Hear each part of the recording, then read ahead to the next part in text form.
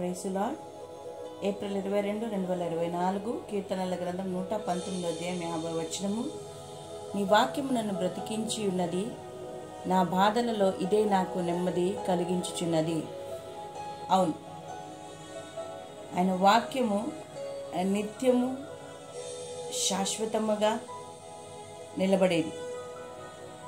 వాక్యమును కీర్తనాకారుడు చాలా స్పష్టంగా అర్థము చేసుకుని దేవుడు లేక వాక్యమైన దేవుడు ఏమై ఉన్నాడో మనకు చెప్తూ ఉంటున్నాడు.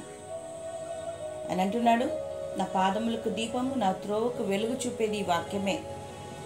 ఈ వాక్యము నన్ను బలపరిచేది, ఈ వాక్యము నాకు ధైర్యమునిచ్చేది, ఈ వాక్యము నన్ను ఓదార్చేది, ఈ వాక్యము నన్ను సరిచేసేది అని ఆయన చెప్తుంటున్నాడు. ఈ వాక్యము నన్ను బ్రతికించి ఉన్నది, ఈ వాక్యము ద్వారా నేను జీవమును పొందుకున్నాను, ఈ వాక్యము నాకు ఓదార్పునిచ్చింది. నా శ్రమల్లో, నా దుఃఖములో, నా నిస్సహాయ స్థితిలో, వెనుకబడిన స్థితిలో కేవలము వాక్యము ద్వారానే నేను బ్రతికి బయటికి వచ్చాను. నా బాధలలో నాకు నెమ్మది కలిగించేది ఈ వాక్యమే.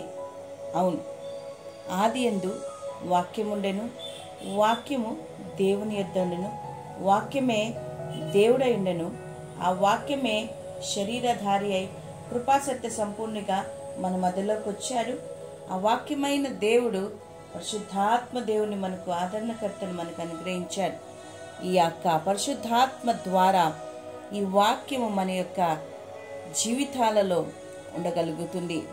అవును, మన ఆత్మచేత నింపబడిన వారై ఆయన కృపను బట్టి, క్రీస్తు యొక్క ప్రేమను బట్టి ఆ యొక్క పరిశుద్ధాత్ముడు మనలో ఉంటున్నాడు.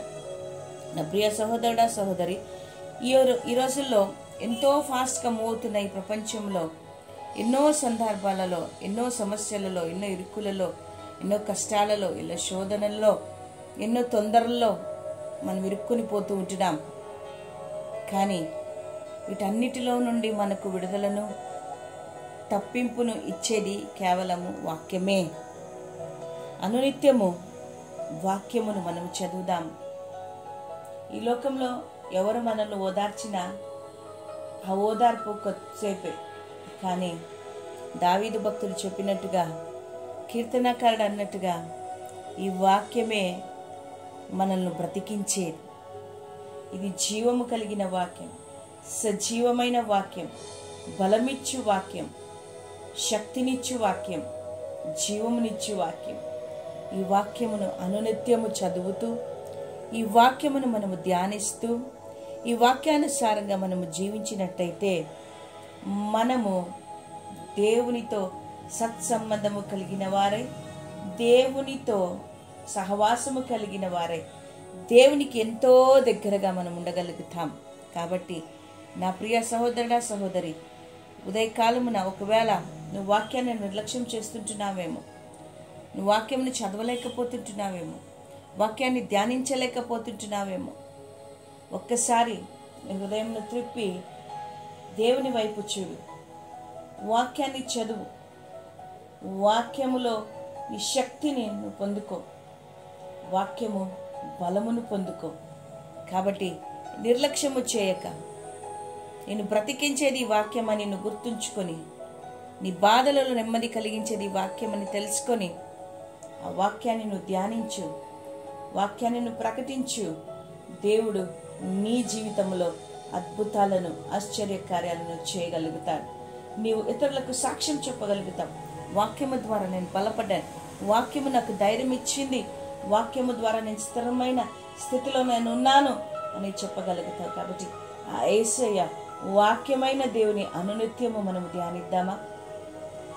అనునిత్యము ఆయనను ధ్యానిద్దామా? అనునిత్యము ఆయనతో సహవాసము చేద్దామా? దేవుడి ఉదయకాలమున మరొక అవకాశాన్ని మనకి ఇస్తూ ఉంటున్నాడు. నువ్వు బాధల్లో ఉంటే వాక్యాన్ని చదువు, దిగులుగా ఉంటే వాక్యాన్ని చదువు, ధైర్యము కావాలా వాక్యాన్ని చదువు, ఆదరణ కావాలా వాక్యాన్ని చదువు. ఏ స్థితిలో నువ్వు ఉన్నా, ఎటువంటి పరిస్థితుల్లో నువ్వు ఉన్నా, వాక్యమే నిన్ను బ్రతికించేది, నెమ్మదినిచ్చేది అదే. కాబట్టి ఆ వాక్యాన్ని నిర్లక్ష్యము చేయకుండా చదువుదామా? దేవుడి మాటలు మనం వినికిడిలో దీవించి ఆస్వాదించునుగాక. ఆమెన్. God bless you.